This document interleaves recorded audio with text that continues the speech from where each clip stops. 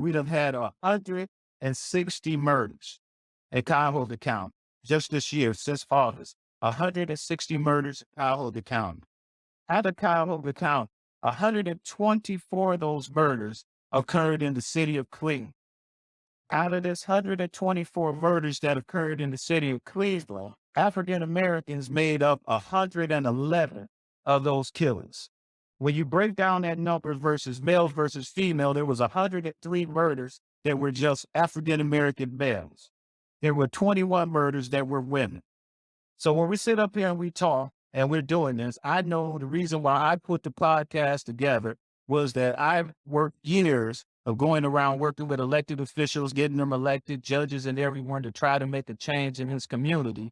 And it seems like it just wasn't doing nothing. And it seems like we wasn't going nowhere. So I decided to do this podcast because I don't have the solutions, but I do know that I am an organizer by training. That's what I do. And so it was best for me to continue to do the things that I do best, and that is to organize brothers, bring us all together so we can have conversations. Because I'm hoping out of these conversations, there are somebody who do have some solutions or come up with some ideas of what we can do to do better and helping each other.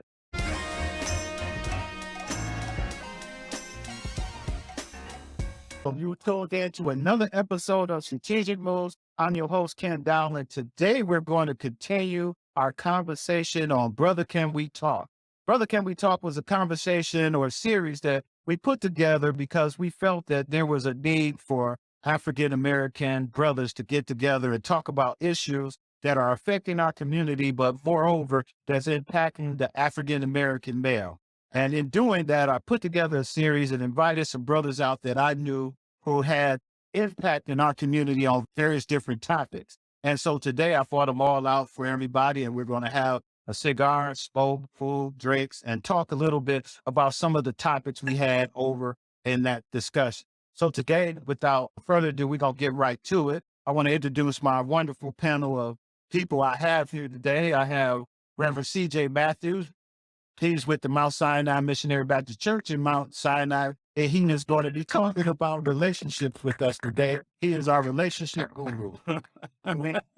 I have next to him, we have Mr. Bob Ivory. Bob Ivory's been doing mentoring in our school systems with students of promise for the last few years in the city of Cleveland and around Cuyahoga County. He's been a staunch person out there really pushing mentoring and trying to bring young African-American men up, and not just with the students of promise, but also with what he's doing there at 100 Black Men. Also, without everybody know, Judge Mike Nelson has been in our community fighting on behalf of us all his career as president of the NAACP, as president of 100 Black Men, as working with students down at Central State University. Judge Nelson has always been the person out front, and he came in and talked social justice, and we're going to talk a little more social justice along with that. The next one we have here, let's give it up for Mike. Give it up for the third. So the next person we have here on our panel is we have Richard Starr. Richard Starr is going to represent the millennials today. I thought that when we talked about getting together and talking about what it would take in order to bridge this gap between African-American males and what we need to do, is a big generational gap that we have as well. I have teenagers as well as I'm raising millennial in my household as well. So I understand the troubles and the struggles of trying to communicate and get on the same page. And Richard Starr is going to help us today with some of those ideas and tell us what's really on the minds of the young youth today. So I want everybody to give a warm welcome to our whole panel that's here today. Thank everybody for tuning in. I want to thank everybody who came out today to witness and be a part of our live podcast discussion, as well as I want to thank everybody that's watching us on YouTube as well as Facebook. If you have any questions that you would like to leave for any of the panelists, please leave it in the comments section. Latif is manning our social media and the cameras today, and he will make sure we get those questions there. Part of our discussions that we put together, we have a gentleman on our panel. Fred Ward was going to do the panel discussion on rehabilitation. He did it on our show, but he had a scheduling conflict and he couldn't make it out today.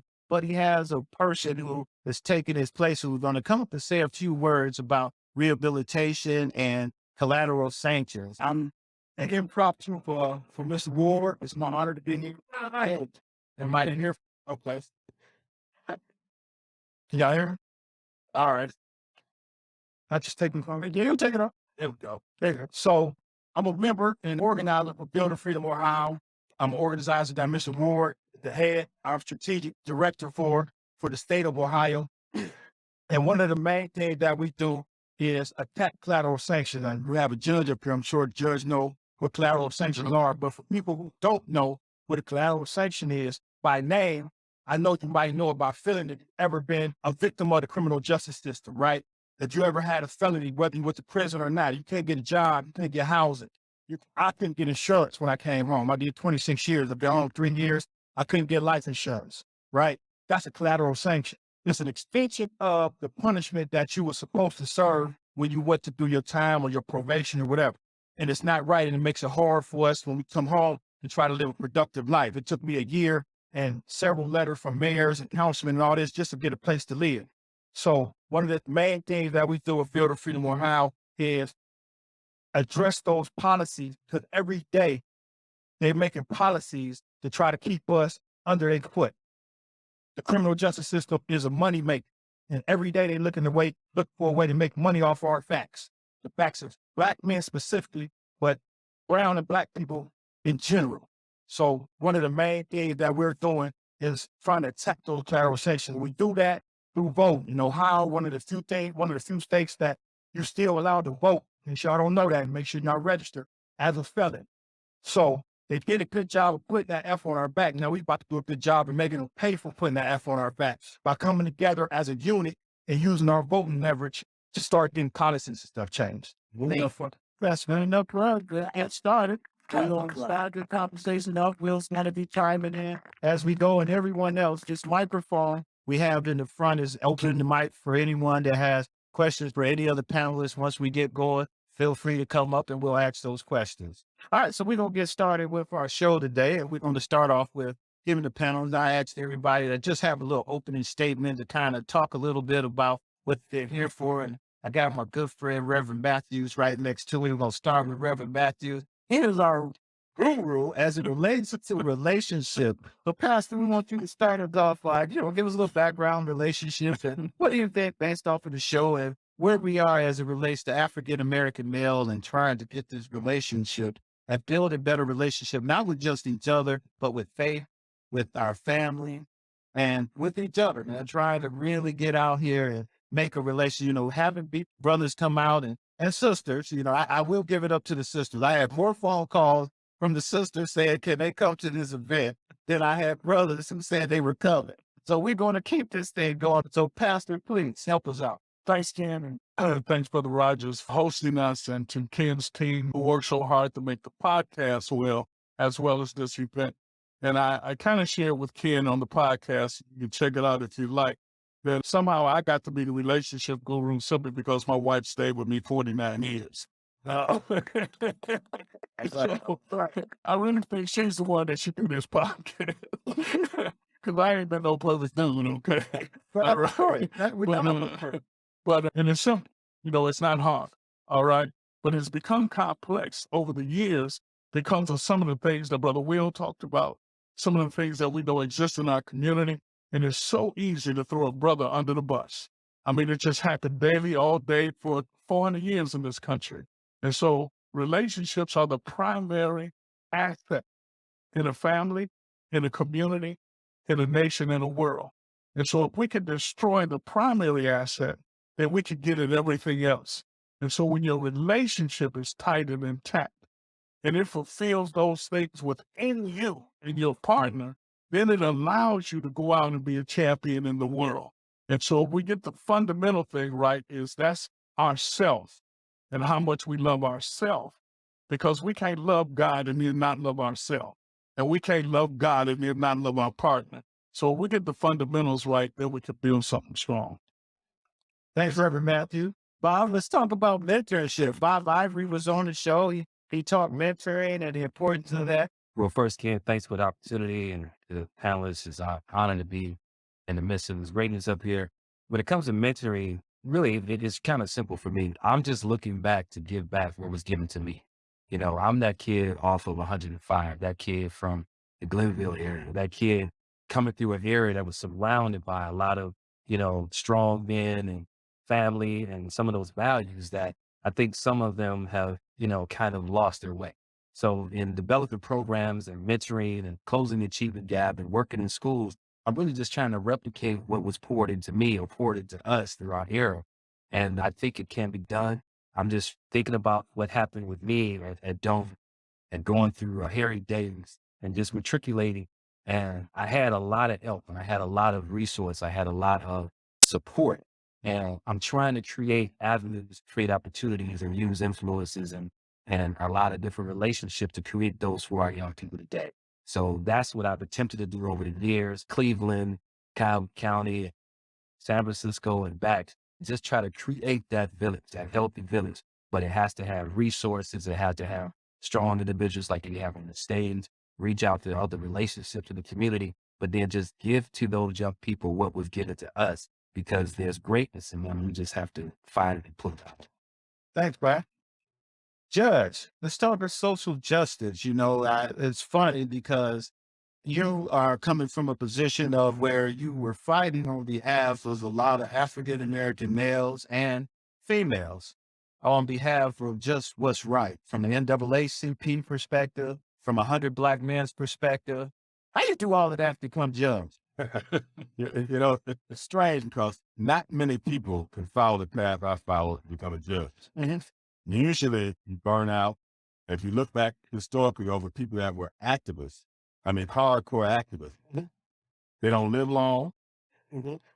And if they live long, they usually don't enjoy the fruits of all their labor. Now, other people will enjoy the fruits of their labor, but seldom will the activists enjoy the fruits of their labor. They're never around. They're never around. And or you see them and they're burned out.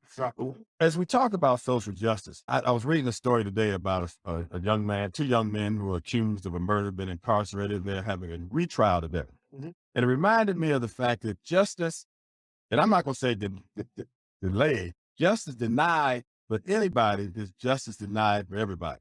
There's another gentleman who was exonerated after years of incarceration for a crime that he did not do. And we have got to, as citizens, become very, very vigilant about how our courts are operating because we have so many innocent people behind bars. And speaking to the brother that talked about collateral sanctions, we were on a committee years ago, the State House, where some of these collateral sanctions were rolled back. And I'm going to shock you with what I'm going to say next. Black men are the most endangered species. That's not what's going to shock you. They're the most endangered species, most endangered ethnic group on the face in the United States. Okay? We have more men who cannot defend themselves because of collateral sanctions don't allow them to own weapons. My belief is that you were convicted of a non-violent offense. First of all, it's the simple part. If you're convicted of a non-violent offense, you should not be denied your right to own a weapon. I'm just waiting for somebody to come over the court case. We can file that appeal. And you should not be denied owning a weapon. And with the number of us being incarcerated for the thing, convicted rather, of some of the low-level crime, low-level felonies, they cannot own weapons, which makes our community vulnerable to a lot of outside issues. I'm reminded of Tulsa. I'm reminded of a number of communities where the community was not capable of defending itself because they were denied access to weapons. Now, that's going to shock some people. We can talk about that later on. But those are issues that I think directly impact our community. And finally, in terms of a statement, bail bond reform has got to take place in this state. People are being locked up and held without being convicted. And in some cases, they're held longer waiting for their trial than the punishment they get for the crime they commit. Wow. Because they could not post a bond. And we've got to get rid of, not in all cases, because there's some people that deserve to be in jail while their cases are being tried. But we cannot keep locking up people and holding them in jail for bonds that are $5,000, $6,000, $7,000. And I want you to be mindful of that when you talk to candidates running for judge. When you talk to candidates running for judge, you need to be mindful of that. Legislatures also. Yeah, legislators and legislators as well. Legislators as well. So then we turn it over to this millennial. And I keep saying that because I got a son at home that advised me of this guy here. But he's a really good guy. This is Richard Starr. I got an opportunity to get a chance to sit down with Richard, the councilman, and get an opportunity to understand him and learn him a little better. He taught me some stuff on that show, and I'm hoping that he shares some of that information with me. For those who don't know, Richard Starr is the councilman in Cleveland Ward 5, which is that central area downtown, most of the project area down there, down there. Richard was raised in those projects, King Kennedy, and he is representing the poorest area in Cleveland and the area with the highest amount of homicide also. So we're going to talk a little bit about this millennial generation and the difference in the gap and how we can kind of work together a little bit. So again, Richard, I'm glad you made it on the show, brother, and I'm glad you made it. So welcome. Thank you. Oh, man. Ken always try to get me started, and like I won't be arguing all day at work. First, I'd like to say thank you all for having me come out here and be a part of this panel discussion. Today, I feel honored to be here because we're going to have that real conversation, that real dialogue about issues that African-American males go through in our African-American community. And something that's been dear on my heart is just the healthcare system. I'm fighting the fight regarding St. Vincent's and Charity closing down their EMS coming in November. So that's something on my heart, but my background stems from youth development professional, working 14.5 years with Boys and Girls Club. I've been able to work with a lot of millennials, a lot of young folks to be able to help them see that there is opportunities to do something much greater than what is confined in the walls that you are surrounded in. So one of the things is I'm just honored to be here. I am newly elected council member 9 months. I counted. The youngest run down there. Yeah, so they said, yeah, but I got a little experience. I put my 14.5 years on working in the community against anybody record. I put in work. But today I just wanted to be able to say thank you for having me here. But, let's get to talking. All right, we're going to get started because I was praying all day that it didn't rain. So they stopped this for me to get this in. So I'm going to get going because I'm on a time schedule. All right, so we don't get going right away. Reverend Max, we're going to start with you. Family is important. And you say, you say family is important. I know family is important to you. But I want you to answer the question, well, how important is the Black family to the city of Cleveland and its region, as well as to society? And Richard, I want you to follow up, and any of you guys can chime in after that. Right. The Black family itself is a unique entity in the earth, in America, in this country, and especially in this community, given the poverty. And so therefore, it has been the most enduring family unit on earth. It has created some of the more powerful people, but yet it's always vulnerable and at risk. It's vulnerable and at risk because of the larger macro things such as poverty, racism, lack of resources, but it's also vulnerable and at risk simply because of mentorship, the kind of work that Councilman Starr did over Boys and Girls Club, because people, unfortunately, over the last 4 decades, who have been born into families that didn't have the nuclear entity and or models have been challenged even more so by those macro things. So as a culture, we develop behaviors. As a result of the aspect of racism in our community, we've developed behaviors. There's some stuff we just developed on our own that have nothing to do with nobody, just us. But because of all those various dynamics, there is no one silver bullet that can create the new nucleus that we need.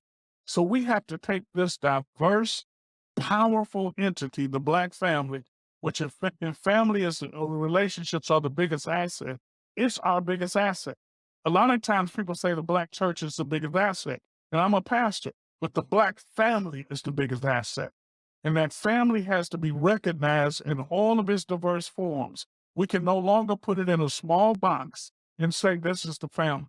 The family has to be minister to serve whoever lives in that house, whether it's a mom and dad, a mom with children, a dad with children, whatever the description is of that household, that's who needs the services. Is there potential? More potential than we'd ever realize. And right now, we're at the greatest moment in the history of being in this country to realize our potential and do some things different going forward, given the world shut down the last few years. We don't have to go back to anything. We can go forward and literally begin to write some new history, some new destinies, and the Black family can become the center of voting, the center of determining our children are not going to be caught up in this unjust racial justice system. We can determine that our own selves by simply working together with the family that exists in that house without being judgmental.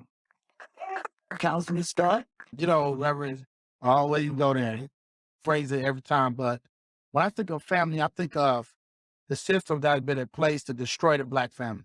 You know, when you start thinking about the neighborhood, or when I think about my upbringing, vast majority of those with the head of the household were single African-American females, which is great at times, but you keep forgetting you need a male in the house.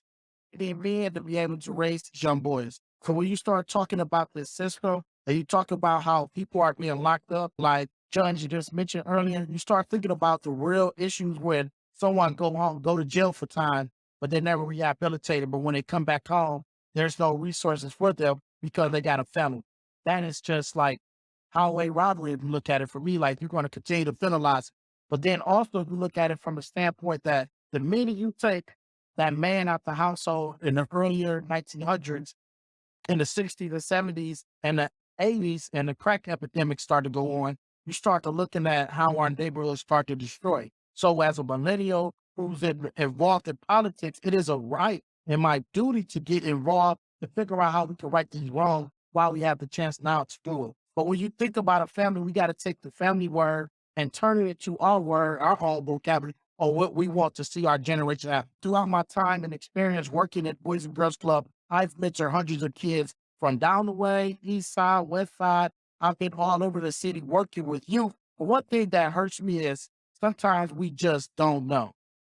You know, you could be raising and mentoring a young person, and then sometimes the biggest hurdle you got to deal with is that parent who just don't understand how you loving on their child stronger than any other male could do it. So what happens is sometimes they push you away because you brought structure and discipline to the situation that they did not know about. So sometimes you got to work with that individual. Do not push that one away because you just don't know. Allow that person to love on your child. Let that mentorship be there for your child. Sometimes longer than some parents have. I have kids that I've raised and helped, school supplies, school tuition, all type of different things, making sure they are taken care of. But then, you know, I haven't met the mom and had a full conversation, but they go against the grain at any given time. And I'm like, why?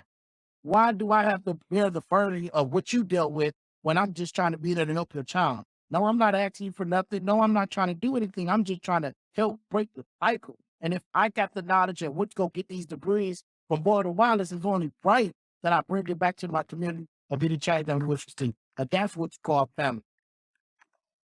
Oh, all right. Good start. Okay, millennial. All right. You can't fail now. Border Wireless team. So ain't for a while. 2 degrees. 2 degrees. Okay.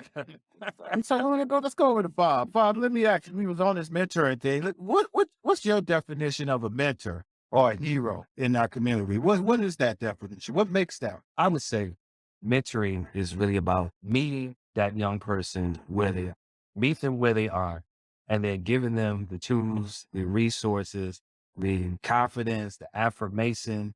There's that significant person in their life that they see. And when they see that person, they believe that they can do anything. They can be anything.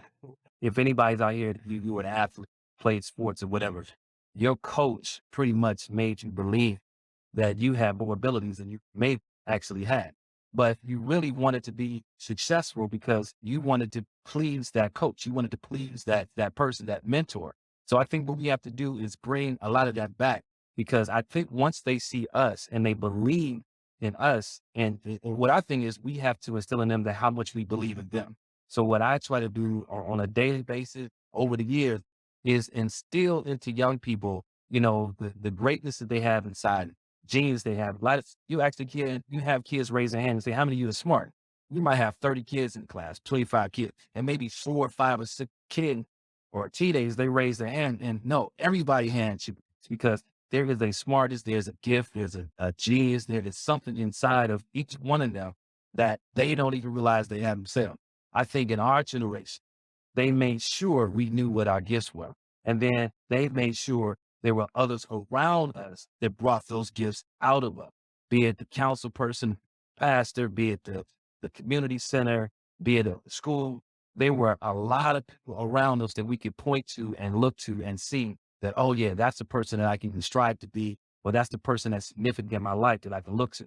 I just think that we have to go back to some basics. And the other thing is we have to share and share the history with our young people, because if they knew what those before them went through, when they see what other teens went through, when they realized that the civil rights movement was led and driven by a lot of 16, 17, and 18 and 14-year-olds, and you get them to see that, wait a minute, that same DNA is in you. You can be that young person today, but we have to bring that out of them and give them the resources, the tools, and the opportunity, and for them to do so. Well, you keep saying we got to do it and bring it back. Like, what happened to it? I think the councilman spoke to some things that have gone to break down a lot of those experiences, break down the family, break down systems, make things more complicated. Because if you really want to be, we're going to go there today. Yeah. There's a reason why there's a movement to remove history from school. There's a reason why the critical race theory is such a on the forefront, that we don't want to teach certain things. Why is that? Because if you don't know, that means you can replace it with something else. But if you don't show and teach how strong you are and how strong you are as a people, how resourceful you are, what's in your DNA, what literally built this country, and if that's in you, whether you go to Kennedy, East Tech, Warrensville, Glenville, that same mechanism is inside of you. If somehow that is watered down when you don't realize that, then you could pretty much kind of fall for anything and not reach your full potential. So there's a reason why history is such a fight not to teach it, not to share it, because if you don't share it, don't teach it, it's easy to replace it. So, Judge, when did we stop? I'm privileged to have been a tweener. Mm-hmm. That means I was too young for Cordell's dad and too old for you guys. Mm-hmm. But the benefit I had was I got to eat lunch with Cordell's dad. Y'all know who Cordell's dad was, Mayor Carl Stokes. I got to eat lunch with Ben Goldston, Reverend Goldston. I got to eat lunch with all of my heroes, right? All of them. Mm-hmm. Every one of them. Every day I go to the Carnegie Hotel to meet with the Carnegie Round Table and eat lunch with them. So I got to sit down and argue with the Lou Stokes. And when I say argue, I mean debate and learn from the Lou Stokes. We know. I got to learn from the Stanley Toller and the Harrison Dillon. I got to see Harrison Dillon eat ribs and not get salt on his finger. Wow. I got to hang out with Rick Perez, my good friend. His brother was Frank Perez. I got to talk to these guys who was a legendary coach at London, frat coach. And these are people that my brothers ran with good Reverend Matthew. So I got to sort of visit with old heads and young cats. Reverend was part of the Mike Tyson entourage and the Don King crew. And when we were young, I grew up I went to Outway. Actually, let's go back. I grew up on 37th and Scoville, where the houses were made out of clapboard. Short scope. And then on 79th and Platt Court, where we upgraded to one that had 2 bedrooms, there was still clapboard. And then I went and lived at Outway, where I could look out my way. And every day, this is where the family came in. Every day at 3 o'clock, I had to be in my window so my cousin could see me from the 3rd floor east step to make sure I was at the house.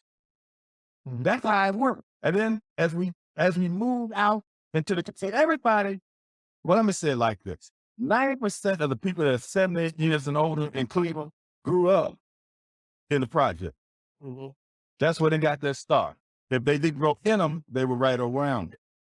And that sense of community was so strong until about the early 60s. And this is why we got to be in the room when decisions are made. See, families lived in the projects, mama, daddy, and we might have some other extended family in the project. But then the social engineers decided that you couldn't have families living in the projects.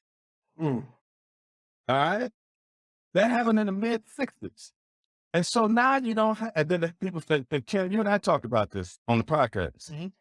Moms, if they weren't married, that wasn't a new phenomenon, but all of a sudden, they had to hide the men when the welfare folks came by to check, which broke down, started breaking down that whole family structure. See, all families are not married families.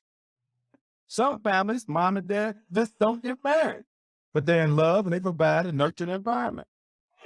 So the question I have is, how are we going to get back in the room so when decisions are made, they're not made by people who have good intentions, but also have some practical reality about how families should be structured. How are we going to get back in that room? Richard, I think the millennials have a different perspective. It's your fault. I told you. All right, Yeah. go ahead.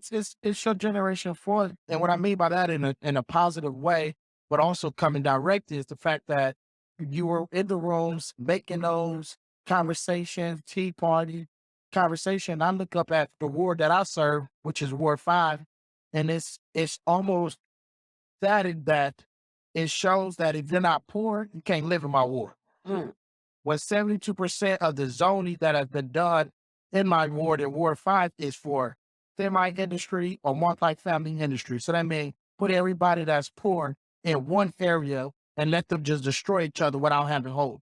Where was the resources? Where was the fight for ending the redlining that took place? Where about the government and those who had the power back then to make sure that we don't have to hide the father that's in the household, to make sure we won't have the trend that we see today, in which you have people in relationships in a family or for guy and a female are dealing with each other for 10, 12 years. And this kid and this guy don't even have a relationship with the son that's in the house, but he still come home every night. So what I mean by that is when a generation that came forward sometimes make mistakes, they probably didn't have everything right, but it's up to us now since we got the knowledge to correct those things, because we shouldn't be in the neighborhood of Ward 5 where everybody in the projects is just surrounded by each other, doing whatever they want. We lack the resources. We lack the neighborhood access to good paying jobs. But then you also think about the fact that they don't even want to bring mortgages or give you loans to be able to buy a house just because of the area code that you live in.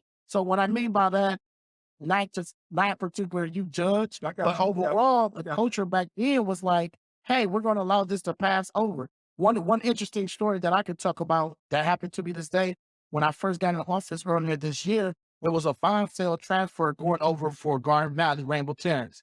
And what happened was back in 99, when the guy Arthur bought the property, he did a good just service by bringing social services needs to the community. When he decided to do that, he had nothing in right. He said, you know what, I'm going to just fund $400,000 to social services needs to this neighborhood. Now, 20-something years later, when he's trying to sell, I'm like, no, you can't just sell to anybody. I need to know if they're going to keep these resident services. There's nothing in writing for me to bark, so I'm barking and fighting them. I'm like, well, what about the leadership before me? They never understood the need to have these services. So when we keep being asleep, or we just don't turn the blind eye, or if we're not going to put in the work, we shouldn't be in politics, because things like that shouldn't happen, in which I had to fight back and forth, down to the last day before the contract expired, before we came up with a solution to pass the piece of legislation for the bond sale, or the city would have lost the lit. But it's those things that happened long before, I was born in 88. I'm proud of my millennial and born and raised and graduated from King Kennedy. I grew up in the LAJ era. I grew up in the blues, the lane. I've been all through down the way doing anything. Lord knows what. I wasn't one of the kids that was sheltered. I'm the second of the 6 children, 4 boys and 2 girls, 4 baby fathers my mom had. So I am a product of my environment, but I got educated to now help my neighborhood. I can't be on the sideline if I'm not going to help myself while I can help the neighborhood. That's why I like this brother here, man. I'm telling you, he's going to be all right. Reverend Matthew. You know, it's invaluable to have these conversations because, as the judge stated, some of us had access to great minds, and we did. And we gleaned and we learned. Brother Starr, because we gleaned and we learned, we can go forward and do some things today. We have to be careful if we spend too much time in the past, because we cannot go back and change anything. Now, we got some folks trying to rewrite it. So that means we got to write. That means we got to teach it. That means we got to produce it. That's why these shows are so important. That's why every blog and every podcast was educational and informational is important, because we have to do it ourselves. Think about this, and I say it past for a purpose. One generation post-slavery, the Black family was back intact. That's right. One generation with less resources, less education, less access, Jim Crow and you name it, but the Black family was back intact in one generation post-slavery. What brought it? Because all of a sudden, men who were not allowed to take care of their families, who abandoned their families, could become sharecroppers. So a job became important. And once he economically was in power, then his character could fulfill those fatherly responsibilities. So the intentionality of this system to destroy the Black man, criminalize him, take him away from productive resources, introduce him to an economy that can perpetuate the cycle, drugs, all right? And so now, if we offer him this quick money, easy money, death money, he'll spread it throughout his own community. And the thing that we know is the most powerful Black family will continue to represent destruction for itself unless the one being destroyed fights back. We can empower all of the people we want to, but until you do what you did, it won't happen for you. Right. And I think that's critical, what you just said, Patrick, because what I was alluding to is if you do not understand, you don't have to go back and live in history, but you got to understand, you got to know what it was. You got to know what it is, because there's a movement, it is a movement in real time to replicate what destroyed that Renaissance, the first generation. There's a movement right now that's doing, it's a playbook that's happening every single day. If you look at what's going on with, I'm just going to, go off script a little bit and talk about the migration, that what they're doing in Florida and busing and migrating migrants into the North. They did that already. They did that back in the 30s. They did that back in the 20s. They did that to show Northerners, okay, we about to send these folks that don't have a lot of education. We're going to send them that right out of slavery. We're going to send them up north as if it was going to backfire, but it did. So you got to understand the history, because it is being attempted to be recreated for the same purposes. That's why education is so critical. You have to be educated in how to, that's your defense against that. And education also means we're talking about the lines, you're talking about what's being drawn, you're talking about what happened in the other generation. Well, it's going to happen again if people don't vote. If you got a 14, 17% turnout, well, what do you think? How do you think the laws are going to be drawn? Who's going to have access to information? You know what I'm saying? And if you're not, if we don't figure out how to bring more of what I was referring to as far as what we were educated by back in the classroom, I could name, I'm not going to name here because we ain't too far from them, where you got district where there's not a Black male in the whole school teaching anything. How is that? When you got Morehouse, Tuskegee, Alabama State, they're churning out bright Black men every single day. But why is it not educating in our urban centers as teachers, professors, and so forth? There is a reason why that is difficult. So Judge, let's go into this, because I want to go into that, because we'll talk a little bit about education. And on the education front, Judge, I want you to tell us how you believe, and Richard, I want you to follow up on this, how our educational system here at Cleveland has let down not just the African-American male, but the African-American student, period.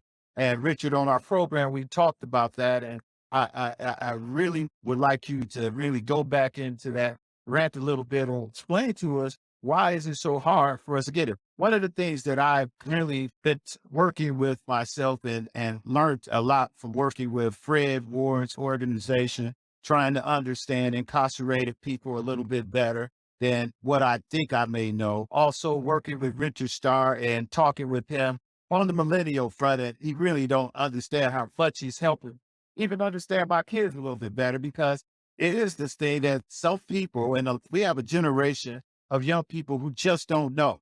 A lot of stuff we take for granted, and we say, well, why are they doing that? Why is that person acting like that? Or why did they do that? They just don't know. They have nobody that's leading them down that road to teach them. And so I'm really being open-minded to that. I'm really taking myself back a little bit to take my time and look at things at a different format versus just jumping out there, accusing people or making accusations. So I know this is a really good one for you, Judge. Tell us about this justice system and the school system as they use it. You know, I am not a fan of the current student CEO. Right. Everybody knows that. And I'm not ashamed to say, let me say it again. I am not a fan of Eric Gordon. I'm not a fan. Now, let me say this. In rep matches, I got to go back. In 1979, we got pissed off about the school system. You know what we did? Started our own school on 80 Road in St. Clair with a $500,000 grant that we hijacked from the Department of Labor. And the reason we were able to get that is because Ernie Green, history of the Little Rock Nine, was undersecretary to the Department of Labor under Jimmy Carter. And we had people in this town who had relationships with President Carter. And we were able to get that grant. And we actually took kids out of the school system and 15 teachers to start our own school. Now they call them a charter today, but ours is a proprietary school. And those kids did quite well. I got sick and tired of it because I had to go going out of city council, convince them why I need the money. And one day I said, I got to convince y'all, I'm out of here. Now I shouldn't have done that, but as I was young and intemperate, if I had more maturity, I'd have sat there and went through that and said, look, and kept that school open. But we also got pissed off and had a school strike, a school sitting, where on December the 6th, because we got tired of the school system screwing over black kids, we went and sat in, broke in. Now the statute of limitations gone and the person that broke the window is not dead, so we can talk about that. Dr. Jordan broke the window and we went and stood sat in for 30 days. What we have to do, and I understand, you're right, our generation we didn't bring other people along so they could learn the tactics we knew. But as I said earlier, most activists never get to live, to see, or benefit from the fruits of their labor. That seldom happens. But this conversation between us, me and you, we got to re-establish and regenerate that sense of I ain't gonna take it no more, and go downtown or wherever you got to go, organize, not as a file, but organized with goal and strategy. So we went to the school board.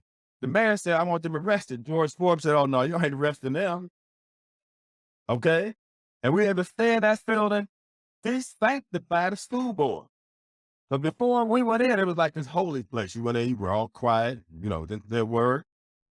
But it changed things around. We didn't keep that momentum. And there's a reason for that. And I'll tell you why. This is going to hurt some people stepping on some toes. If you go down Chester, on the north side, used to be tens of thousands of people living in apartment buildings. If you go on Chester now, you may have 70 to 80 families living on plots that are now 6 and 7 lots. In 1990s, there were 72,000 kids in the Cleveland public school system. There are now 34,000. Where did they go? What do we do to run the families out of Cleveland, to lose our political power so that our school board would not be appointed, but would be elected? We lost that power because we wanted new houses or because we didn't help keep the people in the community and ran them out of town. And that's going on right now. So they ain't just redlining, which is a sin, and we need to deal with these banks. Richard, the council got the power to stop redlining tomorrow. But they got to exercise that power. And they got to stop playing in the broken models. That's right. Affordable housing is a broken model. That's right. What's the difference of dirt on Woodland and dirt in Solon and a road? There's no difference. Development is development. It's about a building and finance And that's all it is. And that's how simple it is. But the moment we come in certain neighborhoods, we build affordable housing that has less standard and only a short shelf life. And then the mortgages, because we give people Section 8. Not hating on that. Because we give people Section 8, they pay $200 to $300 a month, but the same land baron, robber baron, gets $1,200 to $1,400 a month because that's what the government is paying. $1,400 to $1,600 a month in those places where your ward lives, and that money is going to a robber baron in the name of affordable housing. And if they could take that same $1,400 to $1,500, they could move anywhere in this region. But we buy into broken models, we support broken models, and we perpetuate them. We don't need anyone to give us a mortgage. Fact. That's right. We have to write our own mortgage criteria, and the same people paying rent, not rent to own, are paying a mortgage. All right? And so if our communities are going to be built and we're waiting on somebody to rebuild them, you'll be sitting in this chair, my age, I'll be going on to glory, maybe, and some young guy will be sitting over there where you sit, and it's going to be the same OVS. Well, count on. That's right. No. I've been in tough rooms. I fight. I fight. And what I mean by that is education. So we're talking about education.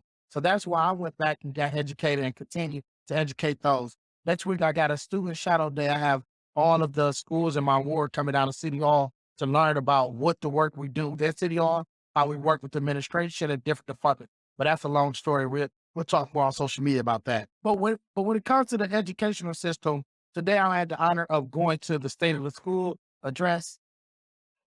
Oh, it's Cam. Okay. I've gone to those the last 7 years, at least about 6 or 7 times. And I often get frustrated when I hear the State of the School address, but when I read the paper and I read the news, we're a F school district. We can't talk about the progress we're making because we always say, oh, we gave a little progress, which is progress, but we need a whole new school system. One thing that I argue and fight about is the fact that all of our kids, vast majority of the kids that go to CMSD school, and I'm a graduate of East Tech 2007, those kids in those primary grades, once they take that 3rd and 4th grade early literacy test or Ohio State test, only 72% of our kids are moving on to the 4th grade, and they're not at the grading level yet. So the literacy rate that your kids are graduating at, you say 27% of them can do reading, writing, math, basic core literacy. The other 73% are not. As a record, you can pull it up, you can look at the numbers. So what happens? The 4th grade, are they getting that education? Is they getting it in 5th grade? Is they getting it in 6th? No, now we're in the 9th grade and you're asking this high school educator to get them prepared for life. How can I get them prepared for the working field when they can't even do the reading, writing, or basic math? So now you look up, that kid graduate, and now you get a district screaming 80% graduation, but we forgot that we just classified 50% of them with an IEP. So now we're graduating so they pass along because they ain't got to take the test to graduate. Now we just throwing them out. Now you look up, the young man is 20 years old, still stay with mom, and mom is asking for $150 every month, no matter what. And you never know, he may father a child. Now he got a mouth to feed. Now you're looking at him coming to Mr. Rich or Councilman Starr, and he wants me to give him a job. But I get him in that factory, he can't do the core skills because he got a high school diploma, qualified for the job, but he don't have the skills to do the job because he can't do the basic math, reading, and writing. So when we talk about the school district, there's no reason our kids should be graduating and not have trade. There's no reason why all the trades should be on the west side. There's no reason why we have this K-8 model I am not a fan of. I grew up with the K-5 and I had a middle school. The way you educate and love on a middle school student is completely different than when I'm in the 5th grade, when I'm in 9th grade, when I'm in that early teen stage. I needed more. And that's what the mentorship, my football coaches, my leaders in my community loved on me a little bit longer and more than ever so I could be able to become successful. But at the end of the day, if we don't change the thing, in which I spoke to Mayor Bibb about, the school system, and I spoke openly to Aaron Gordon, I used to tag him on Facebook, but now I got a little more mature. I don't write those type of posts no more. But what I fought for is the fact that I was going to schools and I'm witnessing what is going on. Kids are just getting passed along and they're being babysitted. And it's not just the teacher's fault, it's the curriculum. So when you look at the fact that we have an F school district, 11 years, 12 years, 13 years consecutive, and our CEO said we're making progress, that's blasphemy.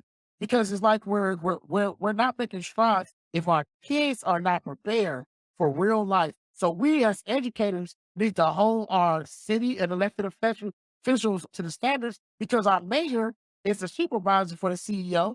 And if we need to go down in Columbus to do some lobbying and get some laws straight, that ain't nothing but just work in a 2-hour ride that we could take. But we gotta have. If we look at 34,000 children, the population has shrunk every 3 to 5 years. The budget has increased every 3 to 5 years. We're over $1 billion to educate 34,000 children. Something is wrong with that formula. I raised a question before they hired Eric Gordon to Paul Clark, who was the interim superintendent. Back then, we had 43,000 children.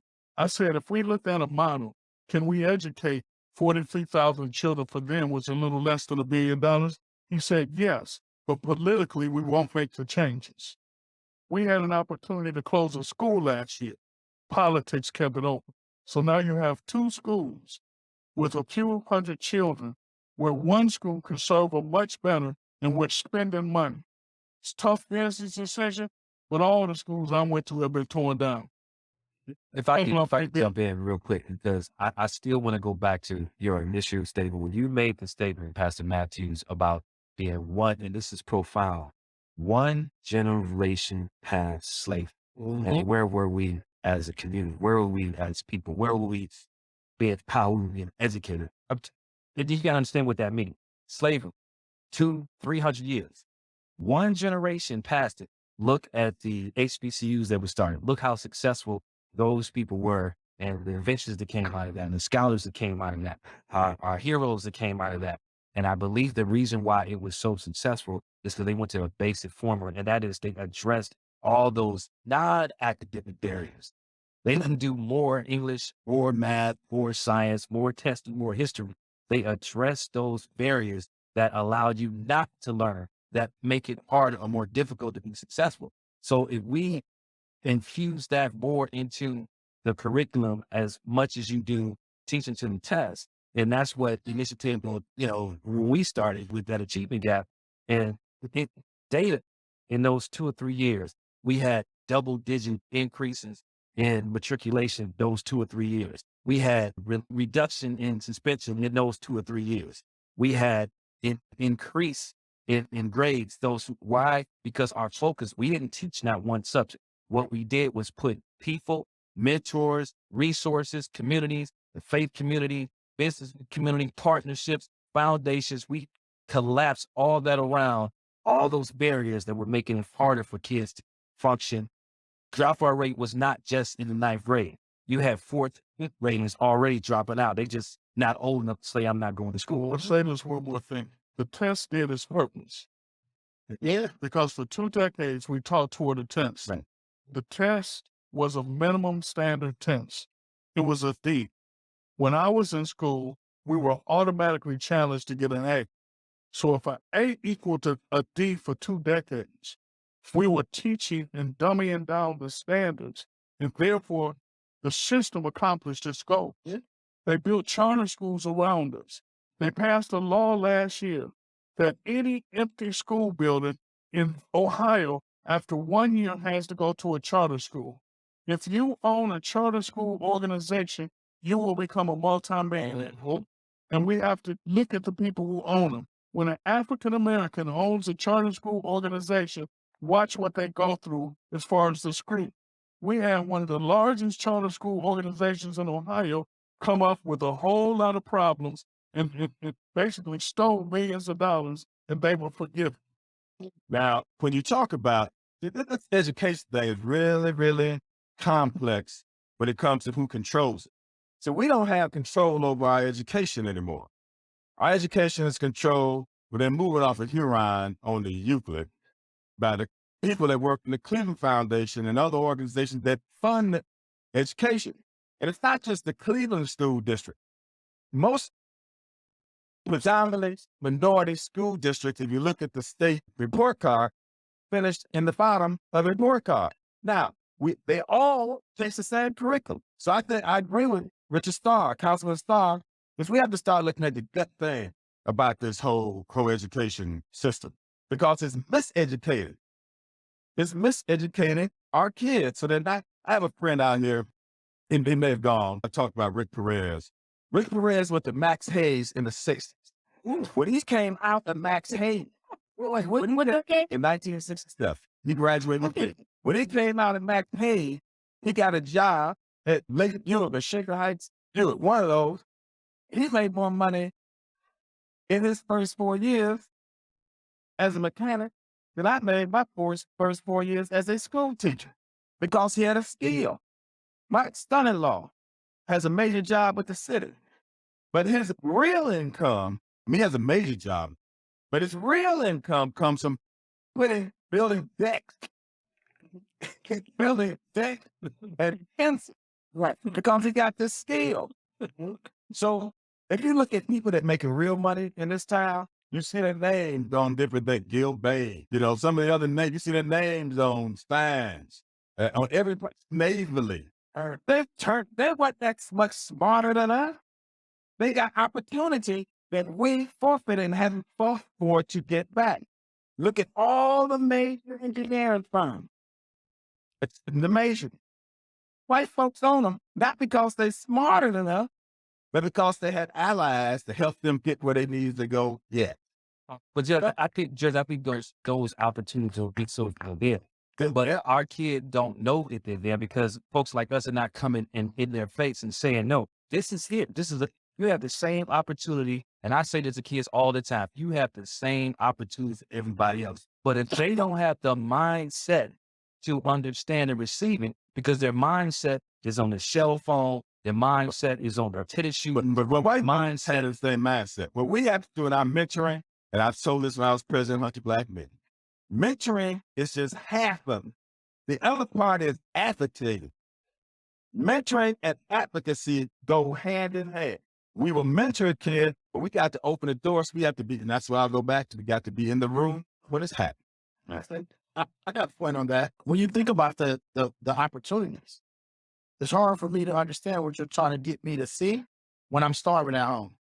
Right. That's what I mean by addressing those barriers. Those are not, that's not the barrier. Therein lies something so powerful that we don't understand. Exactly. We're the only people in this country, and it goes back to something I was saying to a brother earlier about Nehemiah. We're the only people in our country that once our survival needs are met, we still have to fight for liberation. Right. So we don't do both. Yep. We have to fight for liberation while we're surviving. We have to build while we're fighting. We don't have time to go to sleep. We don't have time to rest when it comes to those things, like your personal hygiene and those things, yes. But we don't have time. We don't have time for the foolishness of who's in charge, the foolishness of you did this to me and that to me. I mean, we got kids on the street killing each other over beach, and then we beefing up here because we can't get along. When you talk about hunger, you're talking about, I'm going to tell you, I saw this firsthand. I really never believed in the building years. I'm going to tell you what I physically saw and experienced. When I went to San Francisco, and I took the program out to San Francisco, and I had not seen such long food lines until I saw the Asian community. I had not seen such poverty and how they lived until I saw some of those Asian communities. But what I also saw in a school that I was at, that I had my program, was called Dr. Martin Luther King Middle School, where you had our brothers and sisters performing 8% in math, 6% in science, 88% in discipline. And a lot of those numbers are what we deal every day. But just rented that school out every weekend, Saturday and Sunday, that Asian community that lived around that, Dr. Martin Luther King Middle School. And it was filled to the rim every Saturday and every Sunday. They fed them, they taught, and if you pull their test scores up, guess what their test scores are versus the kids that went to a school named after Dr. King. What I'm saying is we all have the access. What we do not all have is the mindset. That's what's missing. And to that point, if it's hard, and what I mean by it's hard, like I look at my life, like I was saying about my background, growing up in Kennedy and my mom having different relationships, nobody loving her enough to marry her, but you loving her enough to impregnate her. And now she's trying to raise 6 bad children on her own, while still trying to put food on the table, clothes on our back. You think about the system, how it was set up, it's like, okay, as soon as you get pregnant, we're going to give you this affordable house. If you don't get a job, your rent is zero for the minimum dollar amount as possible. So what is now being trained to do it, okay, I'm going to get some government assistance for every child I have, and it becomes nothing but a cycle in which you see the young daughter of the family do the same thing once they get 18, 19, so they can get their house. So we have to break those curses by having these discussions, but it takes the male to come back with the economics to be able to do that. Because nobody want to talk if we ain't got no money. You ain't bringing on no bread. It ain't nothing even to talk about. But that's still for millennials. If you ain't got no money, ain't nobody know. You got to have some bread to be able to talk this language. But also, we got to raise our standards, and I challenge our sisters and our queens in our neighborhood, raise those standards and hold that man accountable. Because if you've got kids and then you got a relationship with your child, but he got 12 and multiple years with you living together, that is a problem. Because I just said at parent-teacher conference, when I'm sitting there trying to talk that language to his guy, I'm like, yo, he ever reached out and seek the help that he needs to be a father figure in his household, but he's trying to be the man. So now that's when you get that 16-year-old jumping on his stepfather or the boyfriend. And it becomes nothing but trauma and drama for the whole community. But we got to come together and break that cycle and start with leading like us. So what I want to talk about today is something that's really, really, really important. I want everybody to kind of really listen to this. It was some statistics that came out, and I got these statistics the other day. In the city, in Cuyahoga County, we have had 160 murders in Cuyahoga County just this year, since August. 160 murders in Cuyahoga County. Out of Cuyahoga County, 124 of those murders occurred in the city of Cleveland. Out of this 124 murders that occurred in the city of Cleveland, African Americans made up 111 of those killings. When you break down that number versus males versus female, there was 103 murders that were just African American males. There were 21 murders that were women. So when we sit up here and we talk and we're doing this, I know the reason why I put the podcast together was that I've worked years of going around working with elected officials, getting them elected, judges and everyone to try to make a change in his community. And it seems like it just wasn't doing nothing. And it seems like we wasn't going nowhere. So I decided to do this podcast because I don't have the solutions, but I do know that I am an organizer by training. That's what I do. And so it was best for me to continue to do the things that I do best, and that is to organize brothers, bring us all together so we can have conversations. Because I'm hoping out of these conversations, there are somebody who do have some solutions or come up with some ideas of what we can do to do better and helping each other. But we had 111 murders. That don't have nothing to do with the white man. That didn't have nothing to do with anything. That has to do with us killing each other for whatever. And Richard has a really good perspective on why that may happen. And we all may have perspectives on why this has happened. But for whatever reason, I do know that we do need to get together on one. So what I want to ask you, Judge Nelson, is with that type of statistic that's going on, and Richard, you can follow up, how do you believe that you expect people, especially brothers and sisters out there, to trust the legal system and to want to be a part of what's going on with this type of stuff? And that has nothing to do with the killings. I know the killings is one thing, but part of this is that we have a justice system that's just been failing us year after year. Richard spoke on the podcast that young brothers go through the system. They get caught the first time. They with a weapon. They don't do nothing. They send them back home. They get caught the second time, third time. By the time they get to their fourth time in this situation, now they done killed somebody. And now the justice system is rolling over where all of this opportunity, we had a chance to do something that we did. So it's getting dark. So it's getting late. We're going to let everybody close and we're going to have to end the podcast. Okay. So, Mike. One of the worst things that happened to the African American community that is due that relates directly to the violence because it removed men out of our community was the mass incarceration that occurred during the Clinton administration. And it wasn't all Bill Clinton, because Black people were so tired of the crack epidemic that we actually bought into supporting mass incarceration. One of the few Congress people that voted against it was Congressman Stokes. The rest of the Black caucus supported that because people were just sick and tired. Now, that was a mistake. If it was a mistake, and we paying the price for that. But let's look at another thing. Violence is not going to be, you can't look at that and set them through a simple lens. Because in every act of violence, there are two victims. There's the victim and the victim's family, and then there's the perpetrator. The victim, and we can't go into the victim's house and say, you know what, we're so sorry about your son died, but the kid is shot, he was poor, didn't have no education. But if you come to a family funeral that I'm at, I'm going to help the family run out of the funeral, come with that foolishness. On the other hand, but that's a reality, but the funeral is not the place to talk about that. The other side of the coin is that we've also lost a little moral standard. None of the things that we used to rely on that work to help us get our families where they are, do we rely on anymore? We rejected all of the things that helped us get where we got. We rejected voting. We rejected the nuclear and extended family concept. And there's some things that contributed to it, but we got to sit back and we can't solve that. We're not going to get to any real conclusion about it doing this podcast because it's a long, deep discussion. So I'm going to just leave it with that. Yeah. And yes, Black men face two enemies in the morning, the justice system and each other. That's right. And we cannot overcome any of that without spiritual roots. Right. And if we don't think about the fact that same generation was rooted spiritually, we did not need a white Jesus. Nope. Because if you read Acts chapter 8, Philip preached in the Ethiopian eunuch long before Paul got saved. But because we don't understand church, we rejected it also. I say to the millennials, if you don't like us in church, start your own. At least do something.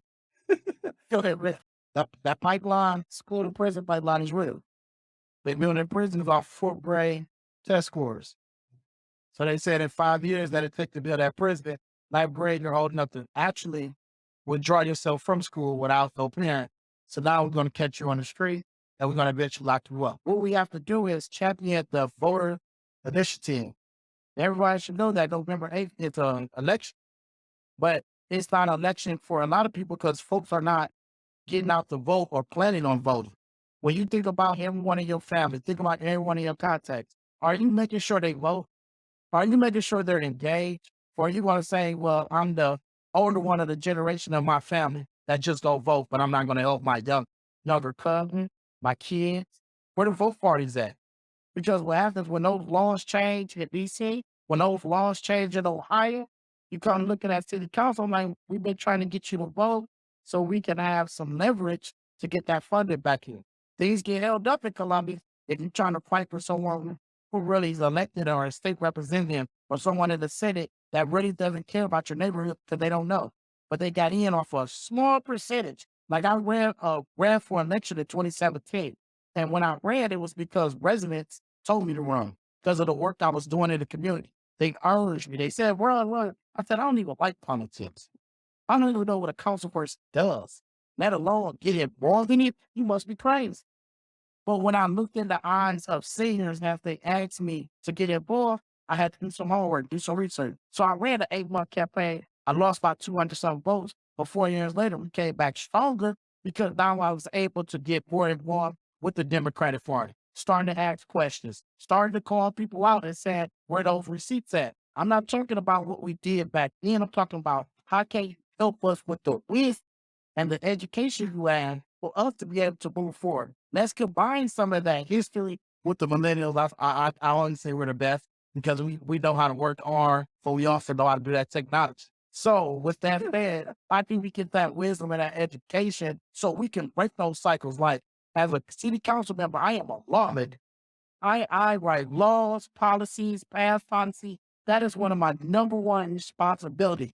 But it's up to you all to get involved and hold us accountable. Don't be saying that's just my friend or I just keep saying that name on the ballot. Ask them for the receipts. Pull that Google smartphone. It's your friend. We have to hold our institutionals accountable for their participation in the empowerment and meeting the needs of those areas.